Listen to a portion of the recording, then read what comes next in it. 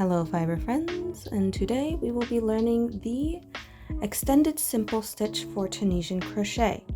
We are starting here with our yarn, and obviously we're going to be starting with a slip stitch. And for those who do not know, the slip stitch, this is another way that I do it.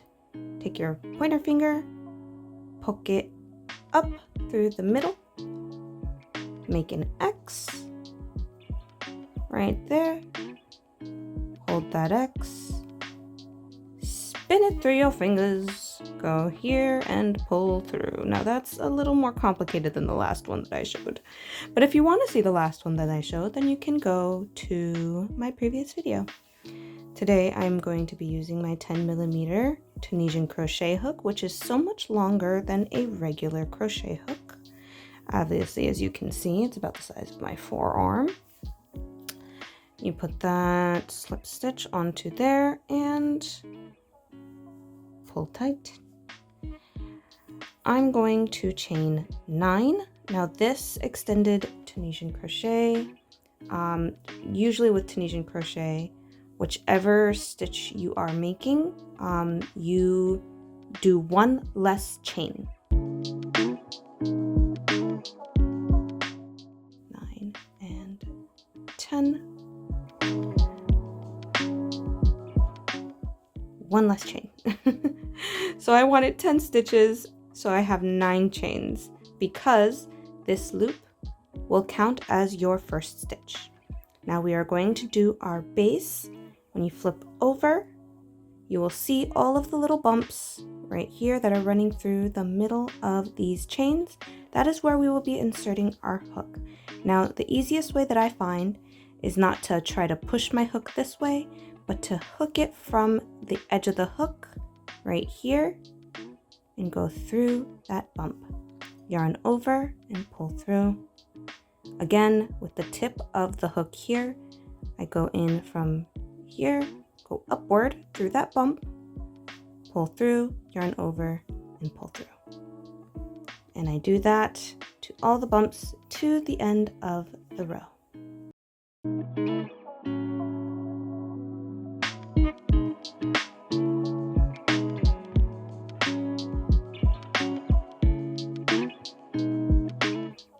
Okay, now we have all of our loops on the hook, and this is why you need such a long hook. There are even longer, but for this purpose we are just using this.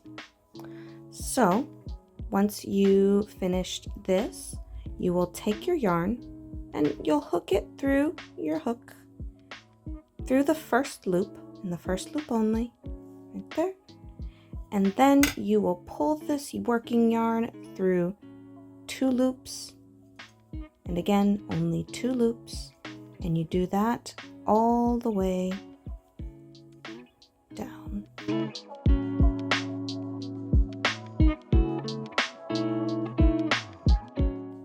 Okay, now this is our foundation rows. This is how most Tunisian crochet will start. This is our foundation row. Now this one, because it's extended, if you have watched the previous video, then you will already know that we are working in the front bars. That does not change. We will be working on the front bars, but this is extended. So what we're going to do is, still with this loop, this is our first stitch. So we skip this one here that it's coming out of right at the end because that is our first stitch. We chain 1, so we pull the working yarn through our loop once. And that is a chain 1. Then we will go in between this next one. So this was our first stitch. This is our second. You see that loop here, right? On that first bar there is where we are going to insert our hook, yarn over, pull through once. Then we are going to chain 1 through that stitch. Now I'm going to do that again. So just like our regular simple stitch, this, you find the next loop. You see that loop right here. this bar, the front bar, is what we will push our hook into, yarn over, pull through. Then we take our working yarn and we pull it through one more time, and that will be a chain 1. And you will do that all the way until this last one right here. Not the last stitch, but until this one right here.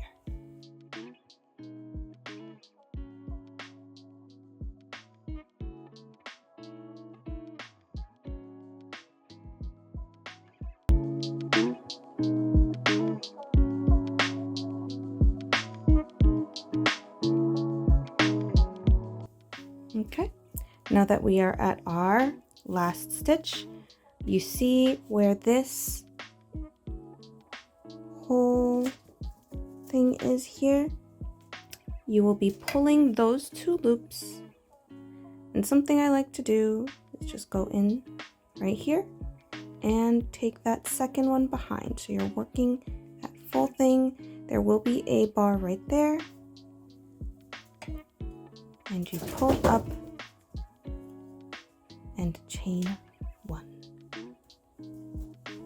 That is this row. Now what we will be doing is all back passes will be the same.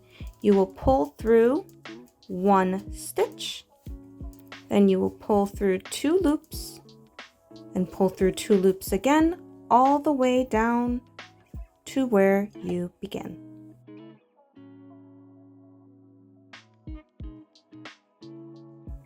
Okay, and this is what we have. There's a lot more gapping than in our last stitch.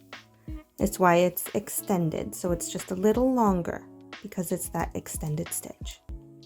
Now we are going to repeat what we did for that last row.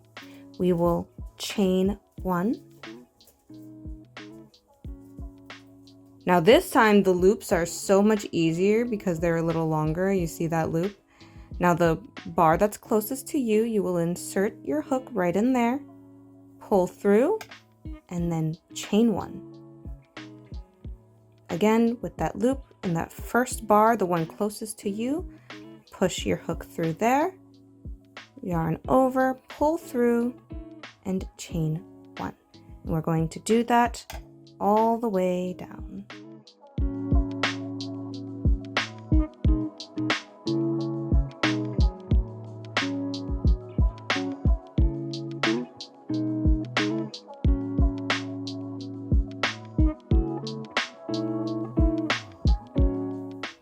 Okay, now that we are at our last stitch, you see this right here.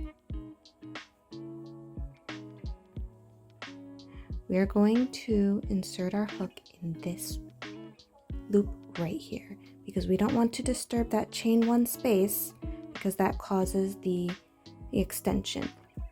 So we will go into this one right here. So you're going to skip this and go right in here, lift this one up, push into that next chain, and you see how it goes around that V. Then we will pull through that and chain 1.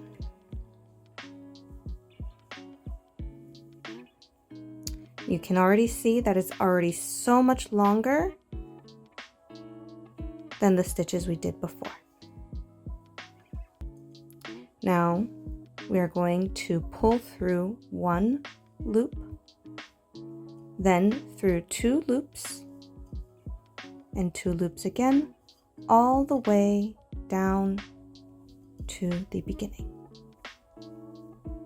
Now I'm going to work some extra rows just so that the pattern can be more easily seen, and I will get back to you when I am done. And ba-da-da-da. So this is the extended Tunisian simple stitch.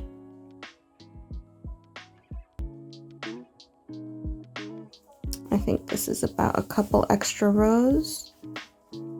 You can see all of the bar details and all of this right here. I will say that this will probably look better with a smaller hook. But again, I use 10mm just so that you can see the stitches a lot better and to reduce the curling, because Tunisian does tend to curl up like this whenever you're working with it. Usually being able to remedy that is using a larger hook or just blocking your work, which is a whole nother thing that I will not get into today. But this is the extended Tunisian simple stitch. Alright, I hope you were able to learn well and that these will look very beautiful in your project. Alright, happy crafting!